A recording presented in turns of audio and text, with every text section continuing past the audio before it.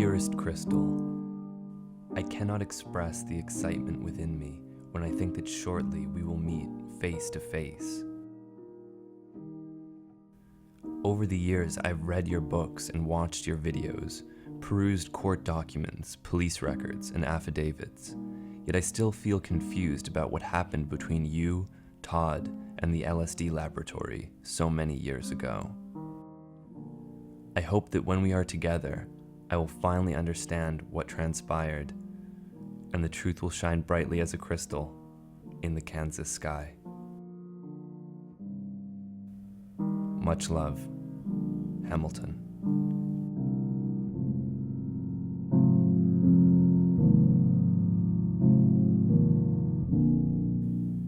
Krystle Cole is one of the most unlikely figures in the psychedelic community. A goth stripper from Kansas whose introduction to the psychedelic underground came in February of 2000 when she fell deeply in love with a mysterious man named Todd who was the heir to a spring manufacturing fortune. She quit her job as a dancer and moved in with Todd at a decommissioned nuclear missile silo that served as his private pleasure dome of lysergic delights.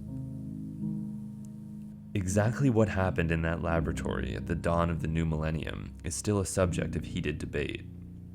But it is known that Todd formed a partnership with Leonard Pickard, an accomplished clandestine psychedelic chemist, and together they began to assemble what would have been the world's largest LSD lab. But before the lab could be put into full operation, it was destroyed by the DEA.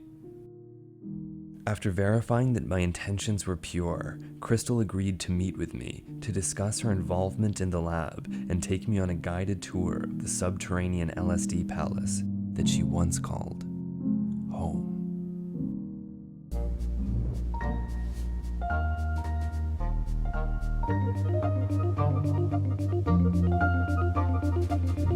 Last night we flew into Kansas City, and right now we're on our way to meet Krystle Cole.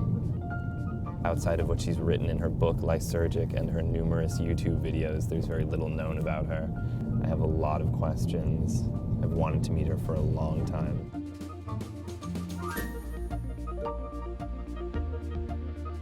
Here we are. Hey, what's going on? I'm Hamilton. Nice to meet you.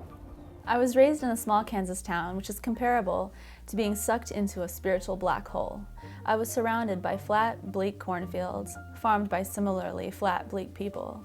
At a young age, my classmates labeled me as a nerd, causing me to never quite fit in. The first thing that comes to mind upon reflection is, thank God for being an outcast.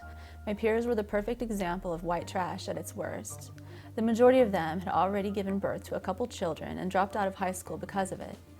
No aspirations existed in their minds beyond the next round of incestuous sex, six-pack of beer, and line of meth. Krystle is one of very few people surrounding the bust who is not currently incarcerated, and in the wake of extraordinary heartbreak, trials, and prison sentences, she used her life experience to inspire a variety of informational YouTube videos that have garnered much attention across the internet. So this is the green screen that I use to shoot all the NeuroSoup videos. And so I come up with the name NeuroSoup because it's basically, the combination of neurology and then the soup, we'll all have this soup of different neurotransmitters in our brains. And so drugs affect these neurotransmitters. And so that's kind of how I came up with the name NeuroSoup. You were saying that your most popular YouTube video is the shamanic colonic anal DMT video? Hi, some people have gotten onto the NeuroSoup forum and asked me about the time that I took DMT anally. And so today I want to describe that for you guys. There are some benefits to it. And I've only done it anally once because I guess the negative side effect to it, while I'm talking about all the positives, is that it burned really bad and it just kind of put me in this weird headspace. That was my most popular one until YouTube forced me to remove it because of its new community content guidelines. There's, some other paintings and more paintings and more fractals. I kind of have them on the walls everywhere. And of course, Grateful Dead bears. That one is the one that I put on my first edition of Lysergic book cover. It's my favorite one. And, the language around the side of it are things that I kind of saw when I was tripping. Alien-esque type languages. I don't know what you would call it. Can you talk about just the things you talked about at the beginning of Lysergic, how you initially got involved in all of this? Yeah, well, I met Todd at a strip club. I worked there for about 3 months, and he came in. Well, actually, one of his employees came in and saw me first, and then they went back and they said, "Oh, there's this girl down there you should see," kind of thing, And then so then he came in and met me, and shortly thereafter, I was driving one of his Porsches and living out at his missile site. I asked Krystle to take me on a tour of the silo, which is now owned by a vintage tank enthusiast. It will be the first time Krystle has entered the silo since her romance with Todd. When Todd was seducing you, what kinds of things would he say? Oh boy, I don't know. At first he was very gentlemanly. He wasn't like he was drugging me and taking advantage or anything. At first he was being the utmost gentleman to try to win my trust over. On the way, we passed the place Krystle and Todd first met, Club Orleans, one of Topeka's premier exotic dance establishments. This is the club that I met Todd, although it was a different name back then. They've kind of remodeled since then. I did kind of an interesting act. I did a bondage act, and so I really stood out for the Kansas crowd that's in there. I would play death metal music, and I had this chain, that I would hold around my neck with a dog collar. I'd wrap it around the pole and stuff, and I'd whip myself on stage. I was really into goth back then because I really hated Kansas, and I was just rebelling against everything that this whole place is about. And so he comes in there. He was sort of like the mad scientist. So if you can imagine a guy walking around with this big metal briefcase, bald, and his hair what hair's left sticking up everywhere. His clothes rattered, tattered everywhere, He would come in there and just sit with me and pay me lots and lots of money just to hang out in the VIP room with him. And he would sit there for the whole day. And we did that for a couple of times. And then he's like, well, why don't you just come out to, where I live and stuff? And I was like, well, okay, I'll go out to your place with you. They have a policy where you're not supposed to leave with customers. You're not supposed to do that. And I never would have done that, but Todd was so persuasive.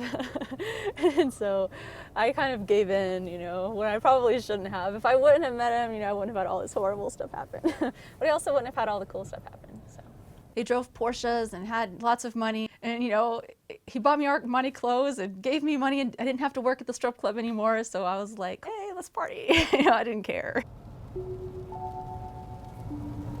I'm kind of excited to see what it looks like in there. I think it's going to bring back a lot of memories. As we drew near the legendary missile silo, I tried to imagine Krystle arriving here with Todd for the very first time. You used to have to call in using the system right there, or you'd have an access code. Upon entering this silo, Krystle left the spiritual black hole of Kansas behind forever, and was introduced to Todd and Leonard's underground ring of chemists, dealers, and drug enforcement agents. These tunnels are really fun when you're tripping because they'll just start swirling on you and you'll be hanging on ah. And what was your experience with drugs before having met Gordon Todd Skinner? Virtually none. Of course, I did the normal drinking alcohol, smoking pot. I tried meth twice, and I did coke once, but other than that, I'd never even heard of MDMA. I didn't even know what it was. All I know is he's like, it'll make you feel good, just try it. You'll like it, don't worry, you'll like it. And boy, did I. Back then, I was on so many different substances. It was like living in an entheogenic monastery because I didn't have to work. I didn't have to worry about paying bills. I didn't have to do anything other than, use psychedelics and, pray to the God that we all share. The whole situation was centered around tripping, so we just wanted to be comfortable. This here is the missile bay. About where the tanks are is where we had a platform set up with a stereo, and we would have a couple of king-size beds in here and a bunch of different couches, like leather couches and things. That way we could hang out and have plenty of places to sit down and lay down or wherever. Todd spent money with wild abandon, decorating the silo with stone statues, Persian carpets, cedar saunas, a marble bathroom with a tub large enough to accommodate a half-dozen people, and a $120,000 stereo system, which he used to play both Sarah McLachlan and Deep Forest at extremely high volumes.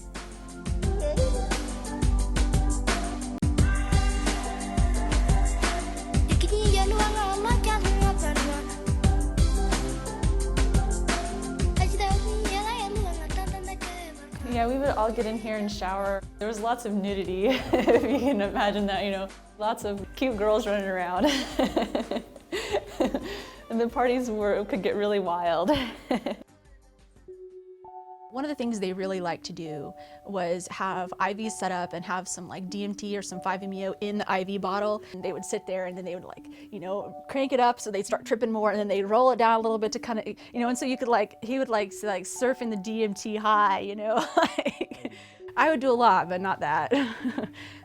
Todd seemed like the most spiritual person you would ever meet. I mean, you know, and when we would trip together, it was like, you know, I don't know, tripping with him is different than tripping with anyone I've ever tripped with, you know, and we experienced things like telepathy together, and, you know, we experienced God, you know, if you want to label it that, you know, together. Krystle was exposed to a cornucopia of psychedelic substances, ranging from the more common chemicals like LSD, DMT, and MDMA, to such rarities as ALD-52, ergot wine, a variety of fluorinated AMT analogs, and a mysterious substance made by Leonard called diazidine.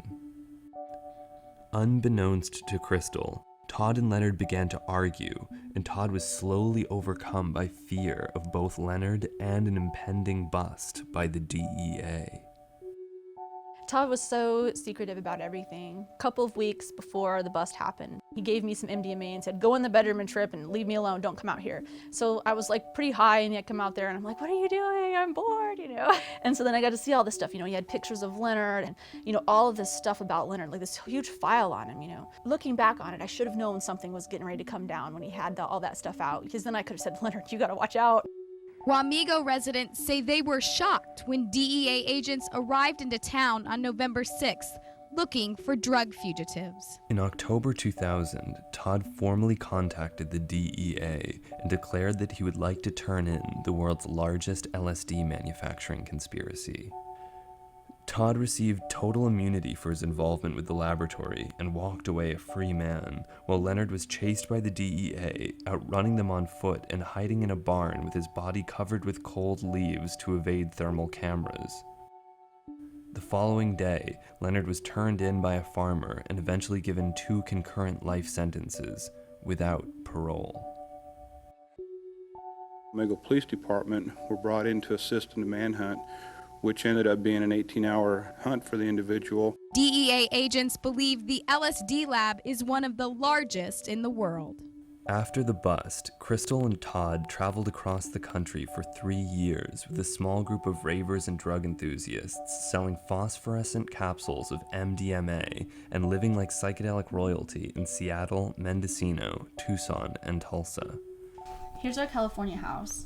We had our own private beach down there. We would try to get the best we could everywhere. There were peacocks Yeah. on the property. Yeah, there were peacocks on the property. You would think having peacocks would be cool, but it wasn't. Outside of our house was all these amanitas, and so we would go pick amanitas and stuff, and you can see us, we were identifying them and researching them. But some of these don't have Todd in them because he didn't let us take a lot of pictures.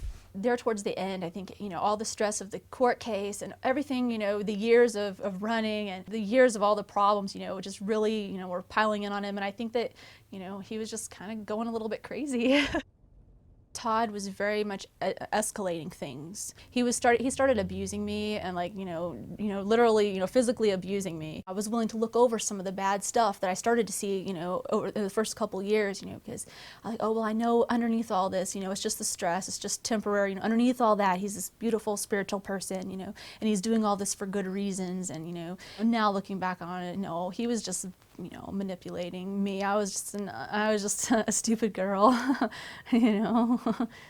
He always had a couple of other girlfriends, and I always had boyfriends, and we were each other's primary, you know, but like we always had other people around. And so the boyfriend at the time, Brad, he was the first guy over the years that I dated that, you know, that said, look, this situation's no good. You need to get away from this. And so I'm like, okay, well, the only way for us to get out of this is for us to go to the DEA and, you know, basically do what Todd did to Leonard to Todd, you know. And so we go to the DEA together, and we, you know, basically spill everything about Todd's local operation that he's got going there. They were already familiar with the, you know, the Pickard case and all of that stuff, and so they knew who I was, you know, that I was Todd's girlfriend and all of that. But they had a case, you know, they had me, they had the boyfriend, and I told them where one of his labs was, so they had more than enough of a case and more than enough of a reason to go after him. You know what they said to me? They're like, well, we'll give you a call. And I'm like, okay. And so they had my phone number, so I go home, and then conveniently 2 days later, Todd called me up. Well, I know you went into the DEA. So you went into the DEA, you told them that he was dangerous. They took down all the information, didn't do anything at all to stop him, but told him that you had reported him and just infuriated him. Yes, and that is why he kidnapped me and Brad and did the things that he did to us. On the 4th of July, 2003, believing he was immune to legal prosecution, Todd lured Krystle and Brad to the Tulsa Doubletree Inn. Shortly after meeting, Todd offered Brad a communion wafer laced with an unknown psilocin analog. The next thing I know, you know, he's duct taped up, and like, you know, they were injecting him with stuff, and you know, they were telling me, you know, if you don't, you know, obey everything we say, you know, we're gonna give him something that's gonna kill him, and you know, we have to get information out of him. We have to know what he said. And as the drug took effect, Todd taped Brad up and spent 1 week subjecting him to psychedelic tortures of unfathomable depravity. I know that he was giving him stuff like, you know, barbiturates and, you know, things like Valium and stuff. But he was using psychedelics as a truth serum? Yeah, and he was using psychedelics as well. He was giving him IV DMT. Any drug he had, he pretty much was giving it to him. You know, and after that, you know, after it was over, you know, I had to stay with Todd for a whole month. And I mean, he drugged me, he raped me, he sodomized me, he did horrible things to me. It's hard for me to talk about because I have PTSD now because of what he did, but it's horrendous. I mean, to think that, you know, somebody would use psychedelics for the kinds of things he used them for.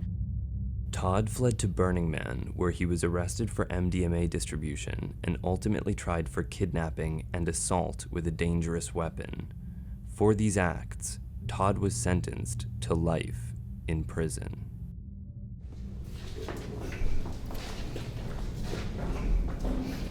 Todd was so tall that he had to really watch out for those things, or he would hit his head on them. He's still locked up, right? Yeah, he has life, so you don't have to worry about him coming back and haunting the place here. Yeah. Once you trip a lot, you can make any trip a pleasant experience, you know, unless the person's literally standing above you and, you know, injecting you and strangling you and threatening you and yelling at you and stuff. There's no way to make that good. The last few years have been a difficult road for me to walk down, yet they have made me a much better person. I got so far out of touch with a normal person's reality. For years, I never worked a job, watched television, or even went a week without being around someone that was on an entheogen. I basically had to start life all over. I began watching the news to get up to speed on current events, got an apartment of my own, and started a business to support myself. I feel like, even after 4 years, I'm still working on reintegrating into society. In the spirit of actually doing something with what I've learned through entheogens, I founded a nonprofit website called neurosoup.com.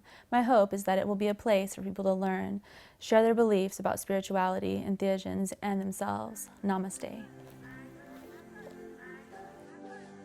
After everything that has transpired, Krystle still considers Todd the love of her life.